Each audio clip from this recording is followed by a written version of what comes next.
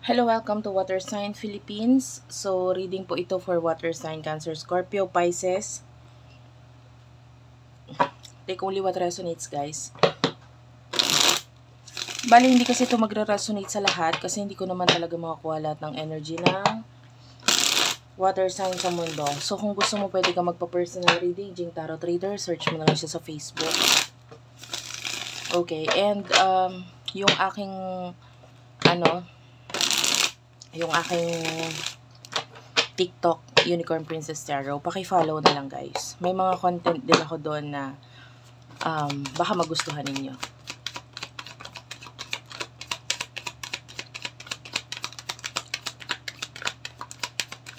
Kuha tayo ng tatlong cards. Ayan na.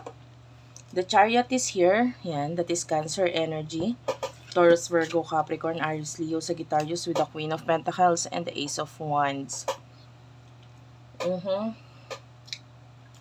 So, meron ka ditong Ace of Wands, which is, ito nagsisignify ito ng new beginning para sa'yo. No? Na, yung iba sa inyo, you are already stable. Alam mo yun, kahit saan ka dalhin, kahit saan ka pumunta, you have something in you na alam mong sila ang mawawalan pagka ako ay hindi nila kinuha or hindi nila tinanggap. If it has something to do with work, pwedeng ganon. No? Kumbaga, alam mo yung talento mo, alam mo yung galing mo, and alam mo kung ano yung mako-contribute mo sa isang trabaho, sa isang career, or sa love, ganun din. Alam mo kung ano yung kaya mong ibigay. And then, that's why, with the Ace of Wands, continuous pa rin yung pag-open mo ng sarili mo with regard sa new opportunities, which is meron tayong nakikita. May bagong opportunity para sa'yo. Pero nasa sa'yo ang choice kasi nga, you do have here the ability na parang kung tanggapin ako nito, kunin ako nito, or kung ano man itong new beginning na ito, tanggapin ko man or hindi, ego ko man or hindi, sila ang mawawalan, hindi ako. Okay? Nakukuha mo yun. You do have here the Seven of Pentacles. Maybe meron kang abilidad. Some of you, kung career ang pag-uusapan, na yung mga taong pinanggalingan mo, or sabihin na natin trabahong pinanggalingan mo, meron kang mga na-contribute para sa kanila, para maabot nila yung success, or makuha nila yung success. Like part of you, kasali ka doon. Naging part ka noon. With the Ten of Pentacles. This is showing us money na kinita, in-earned ng mga taong nakakasalumuha mo, nakakatrabaho mo, or ina-applyan mo dahil sa tulong mo. Okay? Kumita sila dahil sa'yo. Parang yun. The Ten of Swords is here. So, some of you, kung ikaw itong may offer, or just in case, no, magkaroon ng ending dito sa mga taong aalisan mo, I feel like sila yung mahihirapan pag nawala ka. Sabi ko, whether love, whether career, parang ganon. May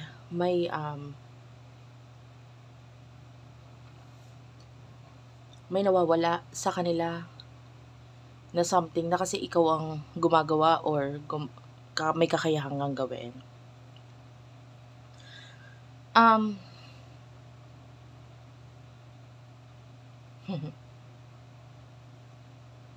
By the way, habang ako ay nagre-read, no, I just saw something. It's like a woman. Actually, depende naman whether you're a man or a woman. I can see someone naked, walang damit pang itaas. Or maybe full naked.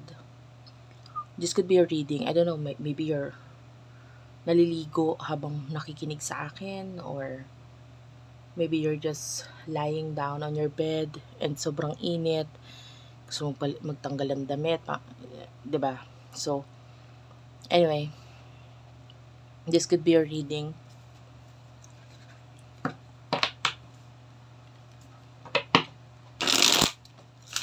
Messages para sa mga water sign.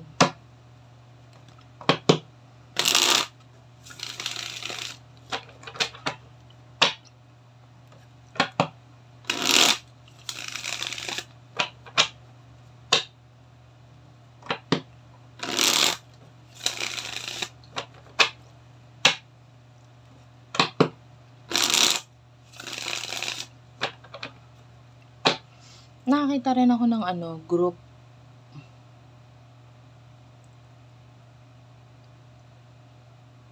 Like a group of people. Maybe bago ka makinig sa reading ay napapalibutan ka ng mga kaibigan mo or mga tao sa paligid mo nakikinood sa'yo ng something, not necessarily itong reading na ito, pero maybe a video na marami ang nakinood din sa'yo. This could be a reading. Ay mga images kasi ako nakikita sa crystals na nagpapakita sa akin ng ganun. Anyway, tell me more for water sign. Messages for water sign. This is you with the King of Cups. Cancer, Scorpio, Pisces. King of Wands is also here. Ten of Pentacles, Taurus, Virgo, Capricorn, Aries, Leo, Sagittarius. I can see two people. Two people or two employers. Nakakita akong dalawang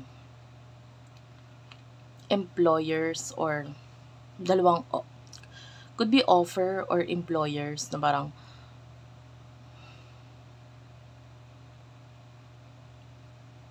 medyo napatunayan mo na yung sarili mo sa kanila. Now they want to have you. No? They want to, kung kasalukuyan nandyan ka na sa employer mo na yan, another employer wants you or a boss. Yeah, this is a boss kind of energy. Diba? Strength card is here, so nakikita nila kung ano yung naibibigay na tulong or whatsoever na naibibigay mo sa kanila, and they like that.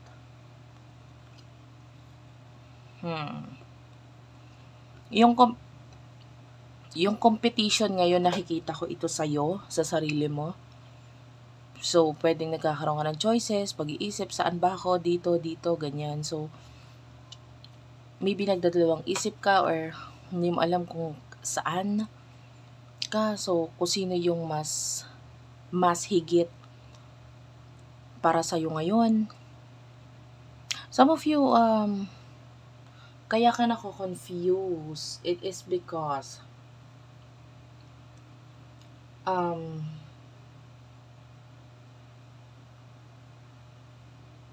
pareho din naman na meron kang pakinabang doon sa mga yon. Basta parang na hindi mo alam pa sa ngayon kung alin dito yung mas magbibigay sa'yo ng financial or kung ano yung mas importante para sa'yo.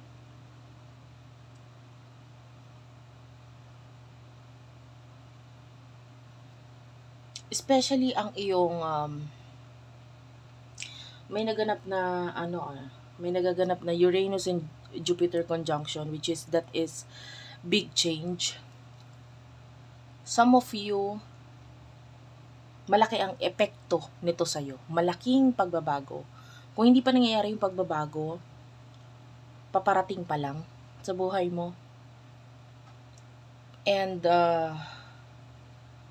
some of you, pwedeng nababago yung mga tao sa paligid mo, friends, at saka goal mo, 'di ba? So ano ba talagang goal mo sa ngayon?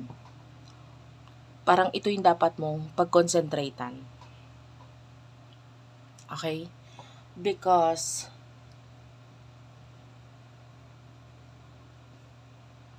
yung iba sa inyo, ang kinakalaban mo kasi sarili mo eh. Saan yung tingin mong mag-grow ka? Kasi gusto mo talaga ng growth. Some of you gusto mo fast growth. Pero ano ba sa tingin mo yung mas mag-grow ka? Hindi yung financial ha. Hindi sa usaping financial, but maybe you as a person, maybe spiritual growth, or talents, skills na mag-grow sa'yo, saan ba yung mas meron? Kung saan mo nakikita yung sarili mo, 10 years or 20 years from now, doon ka. Okay? If you do have two choices, maybe kailangan mo talagang imagine ng sarili mo, 10 years, 20 years from now, ano na to? Ano na to? Ano na ako? Diba? Am I still working here or there sa company na yon, sa employer na yon? Do you see yourself as that? Pag nakita mo yung sarili mo ganun and you like what you see, sige, go. Pero pag nakikita mo yung sarili mo ganun tapos hindi mo nagugustuhan yung nakikita mo, then maybe that's not the career for you. Actually, more on career yung nakita natin. And group of people, i-consider mo rin yon. Saan mo mas gusto yung mga taong nakakasalamuha mo? Dito ba sa isa or dito sa isa? Kasi kasama yun eh. Kasama yun sa magko-contribute sa araw-araw na buhay mo. 'Di ba? Pati yung mga tao na involved doon, nakasama mo doon. Friends.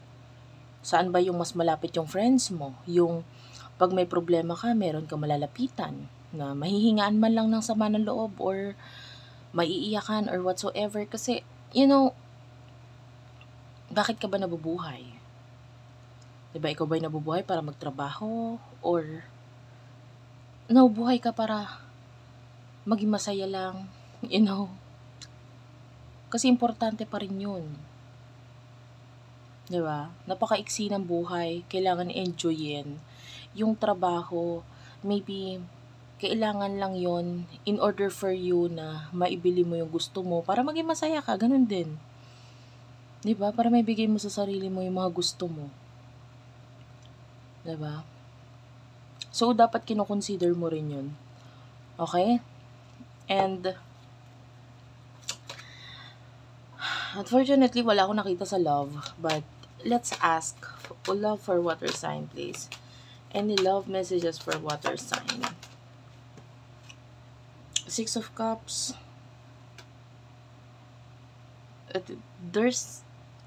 Some of you, if you are currently dating, parang hindi enough yung reason mo to date this person or hindi mo nagugustuhan yung mga sinasabi niya, nakikita mo sa kanya, whatsoever.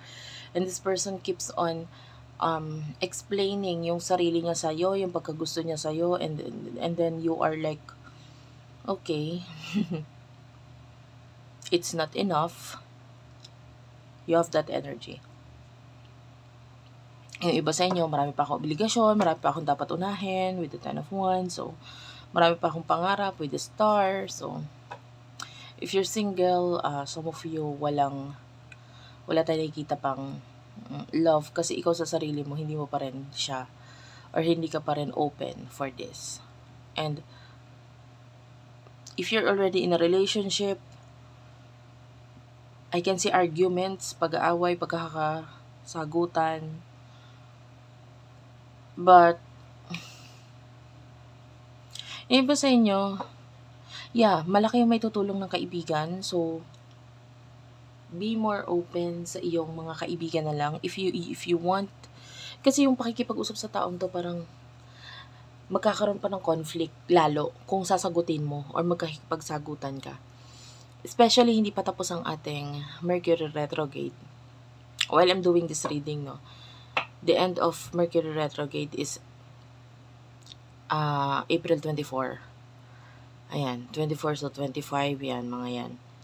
Medyo, kung hanggang dito, sa mga panahon na sinabi ko, medyo,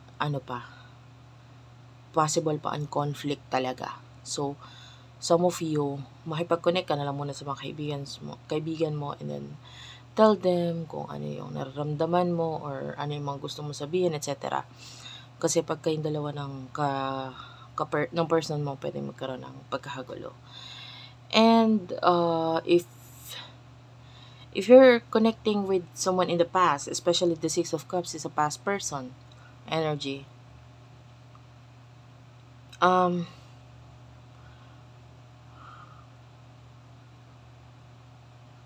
you are actually parang namamagnet mo na tong taong to eh.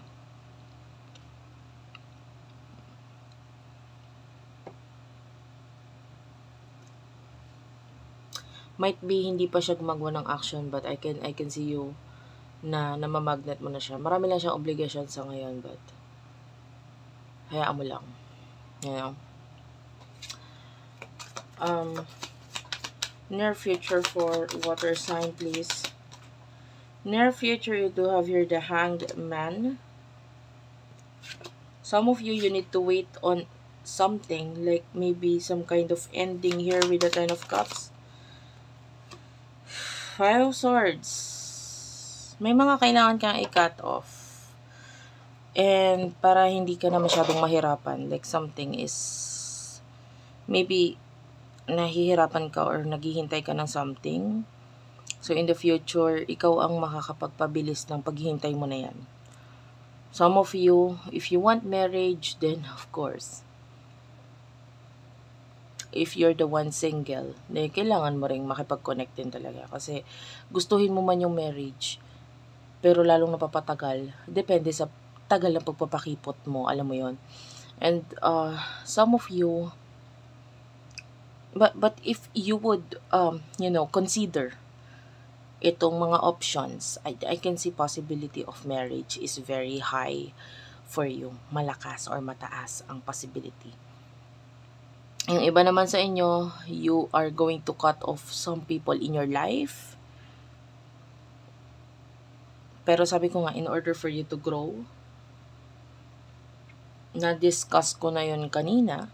So, nasa sayo kung ano yung dapat mong gawin. Kasi yung future, actually, ikaw ang may hawak sa ngayon. Thank you for watching. I love you all and bye-bye.